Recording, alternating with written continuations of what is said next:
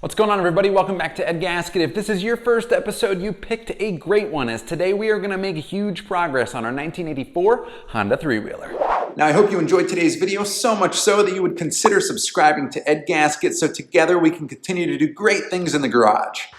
Now you can see this thing's really coming together behind me, but it's missing some really important features like a front and rear fender, a gas tank, and a seat. So without further ado, let's get started in today's video and work from back to front and start with that rear fender.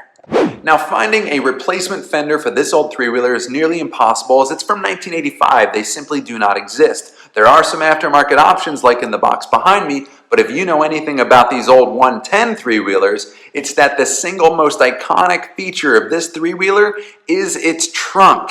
And these aftermarket fenders do not come with trunks. So we're gonna have to get a little creative.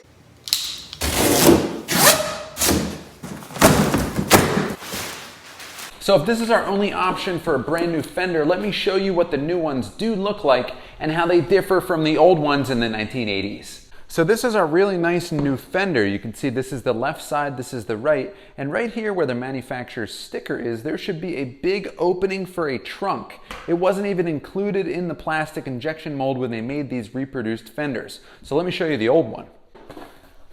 So this is a different fender assembly from a Honda 110, and you can see this big open space here. This is the infamous trunk that we need on our new three-wheeler if we're gonna go the distance in our restoration. And this is the even more infamous, hard to find trunk lid that covers up that trunk on the 110 three-wheeler. Now, if we're gonna do a complete restoration, we have to include this feature on our new fenders. So let's get to work.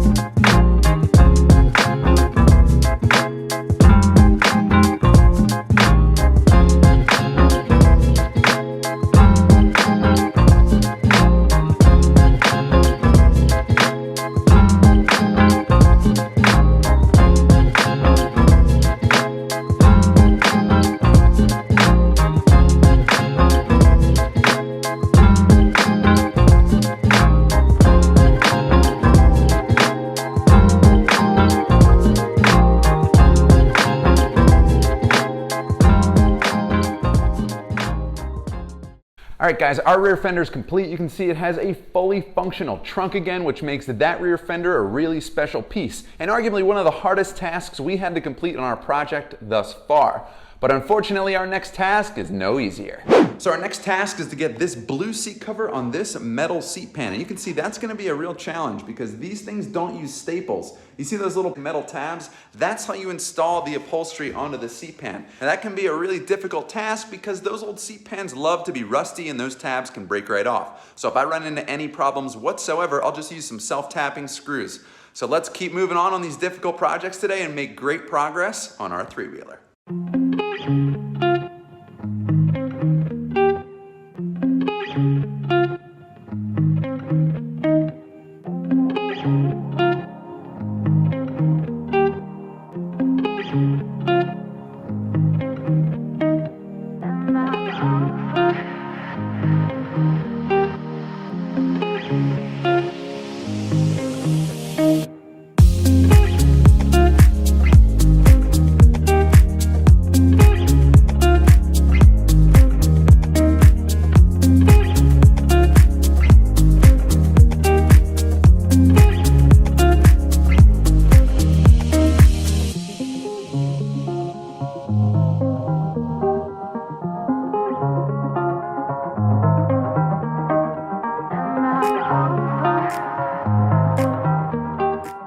All right guys, with any custom build, it is really rare to have any step of the process go easier than you expected, but that's exactly what happened with this blue seat cover. I did one last week on a newer machine that was much more of a challenge, so this was a pleasure to do, and now check it out. We have a brand new rear fender, brand new mud guards, a functional trunk with a brand new lid, and of course our nice new blue seat cover. Now, as good as it looks on that workbench, it's going to look even better on our machine. So let's get it from one side of the garage to the other, put it on our three-wheeler, and keep working from back to front.